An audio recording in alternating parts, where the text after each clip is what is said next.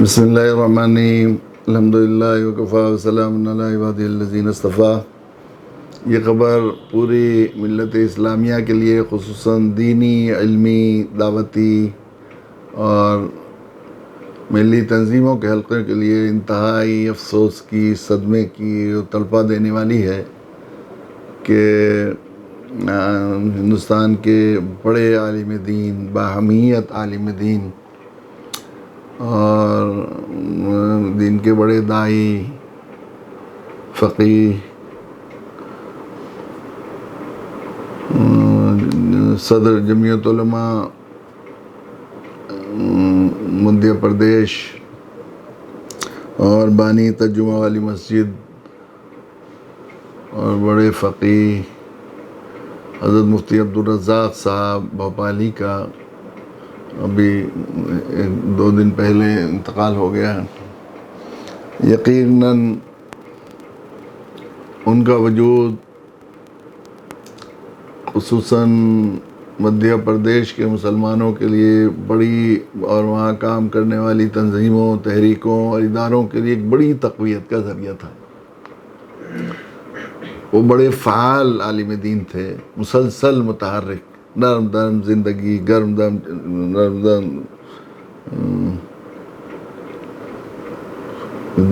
دم جستجو ان کا جو ہے بالکل کھلا ہوا تھا، دن رات مسلسل اسفار۔ جب تک وہ ابھی تو کچھ دنوں سے ذرا صحت کی خرابی سے اسفار کی تھوڑی سی کمی ہو گئی تھی، مگر معذور ہو گئے تھے وہ۔ اس معذوری کی حالت میں بھی انہوں نے گاڑی میں سفر کے لیے سہولتوں کا انتظام کیا تھا اور مسلسل پروگراموں میں، جلسوں میں، مدارس میں، چھوٹے مکاتب کی چھوٹے پروگراموں میں وہ مسلسل شریک ہوتے تھے۔ اس سے پہلے تو نہ صرف ہندوستان کے مختلف اداروں، بڑے بڑے پروگراموں میں جاتے تھے، بلکہ دنیا کے بہت سے ملکوں میں ان کے مسلسل سفر ہوا کرتے تھے، اور ہر دین کے کام کرنے والے کے لیے تعاون کرنا اور اس کی تقویت کا ذریعہ بننا گویا ان کی زندگی کا مشن تھا۔ ان سے ہم لوگوں کا پھلت کا تعلق بہت دیرینہ تھا اصل میں۔ وہاں کے اسلاف کی یادگار حضرت قاضی عبدالعلی صاحب رحمۃ اللہ علیہ، جو بھوپال کے قاضی تھے، بہت مثالی قاضی تھے، اور جن کی حکومت وقت کے یہاں بھی بڑی، ہم جتنے بھی ہوتے تھے وہاں کے مدھیہ پردیش کے وزرائے اعلیٰ اور بڑے بڑے عہدیدار ان کی انتہائی قدر کرتے تھے، اور وہ انتہائی استغنا اور خودداری کی زندگی گزار کر دنیا سے گئے۔ ایک مثالی قاضی کے اعتبار سے بالکل اسلاف کی یادگار تھے۔ ان کے صاحبزادے جناب حکیم عبدالقوی صاحب مدد اللہ العالی، جو الحمدللہ بقیت حیات ہیں، اللہ تعالیٰ ان کی عمر میں برکت عطا فرمائے،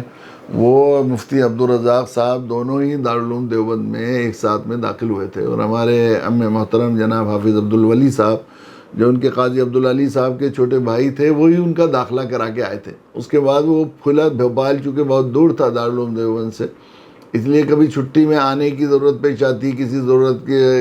کے لیے کوئی تقاضا ہوتا تھا، تو وہ پھلتی کو اپنا مسکن اور گھر سمجھتے تھے، اور اس کو ہمیشہ ذکر کرتے تھے، اور اس تعلق کی وجہ سے وہ ہمیشہ پھلت اور بھوپال کا بہت دیرینہ تعلق رہا ہے، اس لیے کہ 17 قاضی بھوپال کے ہوئے، ان میں تقریباً شاید 14 قاضی پھلت کے ہوئے۔ جب سے قضات شروع ہوئی وہاں نواب بھوپال کے، بیگم بھوپال کے یہاں شروع ہوا تھا، اس زمانے سے جو ہے پھلت کے قاضی وہاں پر رہے، اس لیے پھلت و بھوپال کا تعلق بھی تھا پہلے سے۔ انہوں نے اس تعلق کی وجہ سے حضرت مفتی عبدالرزاق صاحب نے اس تعلق کو بہت ہی زیادہ نبھایا۔ وہ اصلاً خاندانی طور پر افغانی تھے، اور وہ جو ہے وہ افغانی حمیت ان کے خون میں بھری تھی۔ کسی خوش آمدی یا جو ہے وہ دین کے سلسلے میں تھوڑی بہت اہانت کی چیز ان کے لیے ناقابل برداشت تھی، اور اس کے سلسلے میں کسی بھی بڑے سے بڑے بہادر، بڑے سے بڑے حاکم وقت کے سامنے ان کے جو ہے وہ کلمہ حق کہنے میں انہیں ذرا بھی کوئی خوف یا کوئی جھجک مانے نہیں ہوتی تھی۔ یہ صورتحال تھی ان کی، بس 100% اللہ اس کے رسول کی عظمت ان کے دل میں بیٹھی ہوئی تھی، اور جب اللہ کی ان الملوک اذا دخلوا قریۃ افسدوها وجعلوا عزت اہلها اذلہ، جب حاکم الحاکمین کسی کے دل میں وقت بیٹھ جائے تو غیر اللہ کی عظمت خود بخود دل سے نکل جاتی ہے۔ یہی صورت، بس دین یہ نہیں حکمت اور مصلحت بیچ کے درمیان کی چیز کوئی نہیں تھی، 100%، بس وہ حکم اور حکم، اللہ کا حکم ہے تو وہ اسی کو مانتے تھے۔ دینی کام کرنے والوں کے ساتھ ان کے تعاون کا عجیب بہت زیادہ شفقت و محبت کا تعلق تھا، اور ہم لوگوں کے ساتھ اللہ کی شکر ہے کہ وہ پھلت کی وجہ سے بھی تعلق فرماتے تھے۔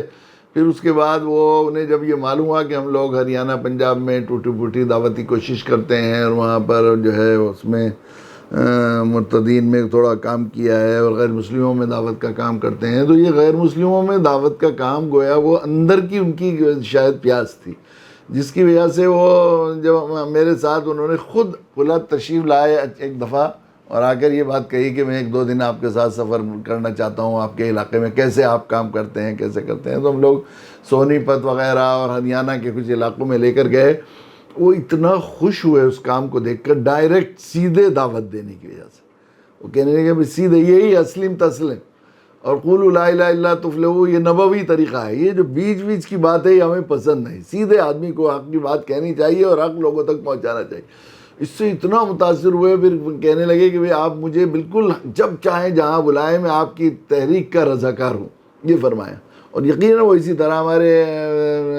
بھتیجے ڈاکٹر نعیم صاحب کے بیٹے نور العظیم میاں وہاں گئے اور وہاں جا کر اجین وغیرہ میں کچھ اس میں کام کیا، تو انہوں نے وہ اگرچہ وہ بچہ جو ہے بہت ذرا عمر کے اعتبار سے بھی اور بعض چیزیں اس کی ایسی ہیں جن سے لوگوں کو تھوڑا ہوتا ہے، مگر چونکہ وہ دعوت کے سلسلے میں انتہائی عجیب و غریب وہاں کی کارگزاریاں سنائی، تو وہ بے حد ان سے وہ ہوئے اور ان کے ساتھ بھی انہوں نے آخری درجے میں تعاون کیا۔ ہم لوگوں کی حاضری کبھی اگر ہوتی اس طرف تو بہت شفقت کے ساتھ وہ کرتے۔ ہماری ایک جماعت جو ہے وہاں بھوپال میں ایک مرتبہ وہاں تبلیغی حلقے کی بڑی مسجد تھی، تو وہاں کے ذمہ داروں نے بہت اصرار سے اس کو 3 دن کے لیے اپنے یہاں کیمپ کے لیے بلایا۔ ان کو شاید تبلیغی حضرات کو اس بات کا اندازہ نہیں تھا کہ ہم سیدھے مندروں میں اور غیر مسلموں میں جا کر دعوت کا کام کیا جاتا ہے،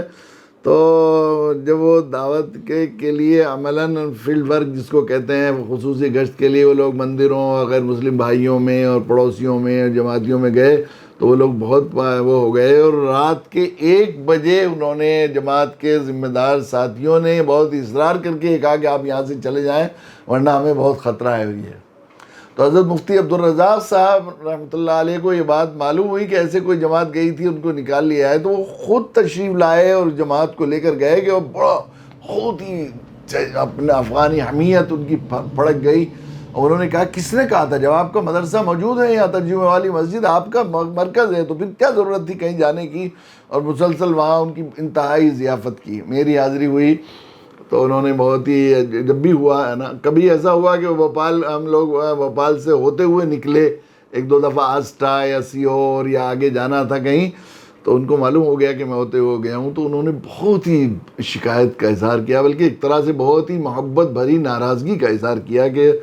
قریب بھی آئے اور ملے نہیں، اور اس بات پر پھر ہم ان کو راضی کرنے کے لیے ہمیں کئی دفعہ وہاں پر اس کے لیے حاضر ہونا پڑا۔ وہاں ہم حاضر ہوئے تو میری ایک مرتبہ حاضری ہوئی تو بہت ہی کریمانہ الفاظ میں تعارف کرایا، اپنے اہل تعلق کو جمع فرمایا، اور وہ اکرام کا ایک طریقہ ہوتا تھا کہ وہاں ایک وہ پگڑی جو ہے وہ باندھتے تھے وہاں پر، تو انہوں نے وہاں پر وہ جو ہے مجھے وہاں اس طرح سے وہاں پر پھلت کا تعلق کی وجہ سے یا دعوت کے اس کے تعلق کی وجہ سے انہوں نے کیا۔ ان کی جو چیزیں بہت ہی زیادہ دل پر اثر، ان کی سب سے بڑی بات قرآن سے ان کا تعلق، ایک زمانے سے قرآن مجید کی تلاوت کے سلسلے میں، سفر میں، حضر میں، بیماری میں، کسی میں، ہم نے حج کے ایام میں بھی ان کے ساتھ کچھ وقت گزارا ہے، ایک منزل قرآن مجید پڑھنے کا ان کا معمول تھا، میرے خیال سے 40-50 سال سے کم 40 سال سے کبھی ناغہ نہیں ہوا تھا۔ شاید ایسے لوگ قرآن سے ایسا تعلق و قرآن کی تلاوت کا ایسا اہتمام بہت ہی کم لوگوں میں دیکھا ہے، اور پھر جو ہے علم بھی ان کا بڑا مستحضر تھا، اور سب سے بڑی بات یہ تھی کہ دین کا کوئی کام کرنے والا ہو،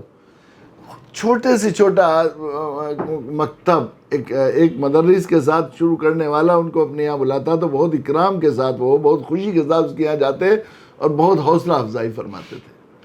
بھوپال کے باہر انہوں نے ایک ادارہ قائم کیا تھا، بہت اصرار سے ہم لوگوں کو حکم دیا، وہاں پر ایک بہت خوبصورت مسجد بنائی، اور اس کی تزئین کے سلسلے میں ذاتی طور پر ان کو بڑا شوق تھا، وہ ایک افغانی ذوق رکھتے تھے، تو اس میں جو ہے وہ ماربل لگوایا تو بڑی سلیقے سے بہت ہی خوبصورت، اور اس پر بہت اللہ کا گھر سمجھ کر، اللہ کا دربار سمجھ کر اس میں شوق پورا کیا، اور وہاں پر ہم لوگوں کے ہمارے ساتھیوں کی اور تکلف ضیافت بھی فرمائی انہوں نے۔ مسلسل وہ جمعیت علماء سے وہ وابستہ تھے، لیکن کوئی بھی دین کا کام کرنے والا کوئی بھی انہیں کبھی اپنی آواز دیتا تھا تو بس وہ اللہ اس کے رسول کے دین کے لیے ان کی زندگی وقف تھی۔ اللہ کی شکر ہے کہ ان کے ادارے سے ایک بڑی تعداد طلباء کی فارغ ہوئی، ان کے صاحبزادے بھی ماشاءاللہ، جن کو انہوں نے کھڑا کر دیا تھا اور اپنے بات کے کاموں کو پورا کرنے کے لیے ان کو تیار کر دیا تھا، الحمدللہ وہ موجود ہیں۔ یقیناً ان کا حادثہ اس زمانے میں ایک ملت کے لیے بہت بڑا حادثہ ہے۔ اللہ تعالیٰ بال بال ان کی مغفرت فرمائے، اللہ تعالیٰ ان کی سیئات کو حسنات میں مبدل فرمائے، اللہ تعالیٰ ان کی حسنات کا اپنی کریمی کی اپنی کریمی شان کے نشان اجر عظیم عطا فرمائے، اور ان کی خیر کو ملت میں، ان کی نسلوں میں منتقل فرمائے، اور ملت کو ان کا بہترین نعم البدل عطا فرمائے۔ وآخر دعوانا الحمدللہ رب العالمین۔